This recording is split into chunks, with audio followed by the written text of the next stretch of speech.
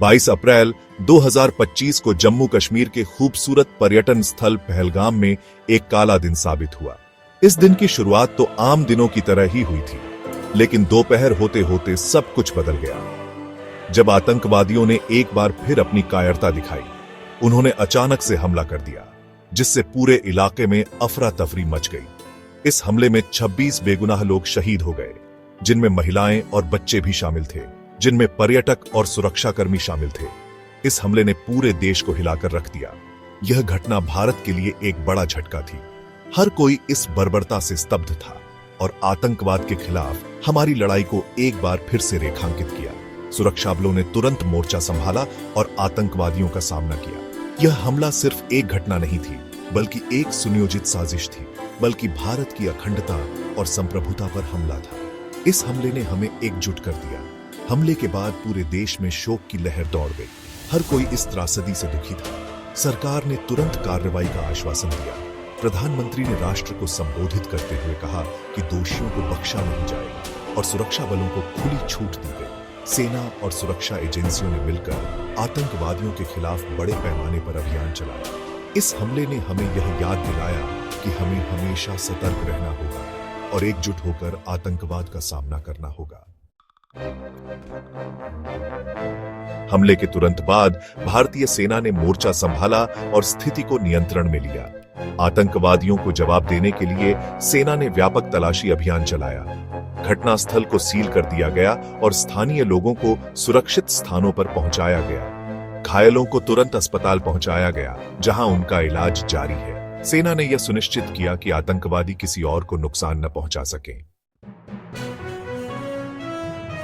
इस घटना के बाद सेना ने आतंकवादियों के खिलाफ बड़े पैमाने पर अभियान छेड़ दिया। कई आतंकी ठिकानों को ध्वस्त कर दिया गया और कई आतंकवादी मारे गए। सेना प्रमुख ने जम्मू कश्मीर का दौरा किया और सुरक्षा व्यवस्था की समीक्षा की।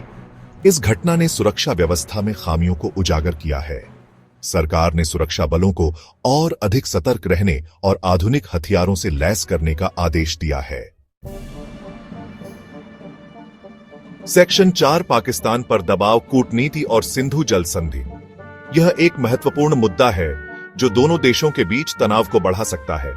भारत ने हमेशा से ही पाकिस्तान को सीमा पार आतंकवाद को बढ़ावा देने के लिए जिम्मेदार ठहराया है। इस संदर्भ में भारतीय सेना और सुरक्षा बलों ने सीमा पर अपनी सतर्कता बढ़ा दी है। इस घटना के बाद भारत ने पाकिस्तान पर कूटनीतिक दबाव बनाना शुरू कर दिया है। भारतीय राजनयिकों ने अंतर्राष्ट्रीय मंचों पर पाकिस्तान की निंदा की है और उसे अलग थलग करने की कोशिश की है। भारत ने स्पष्ट किया है कि वह पाकिस्तान को आतंकवाद के मुद्दे पर कोई रियायत नहीं देगा। भारतीय सरकार ने यह भी संकेत दिया है कि वह अपने सभी विकल्पों पर विचार कर रही है। इसके साथ ही भारत ने सिंधु जल संधि की समीक्षा करने का फैसला किया है, जिससे पाकिस्तान में पानी का संकट पैदा हो सकता है। यह संधि दोनों देशों के बीच जल संसाधनों के बंटवारे को नियंत्रित करती है और इसकी समीक्षा से क्षेत्र में तनाव और बढ़ सकता है। सेक्शन 5 जल संकट और भविष्य की चुनौतियां। जल संकट एक गंभीर मुद्दा है जो आने वाले समय में और भी विकराल रूप ले सकता है।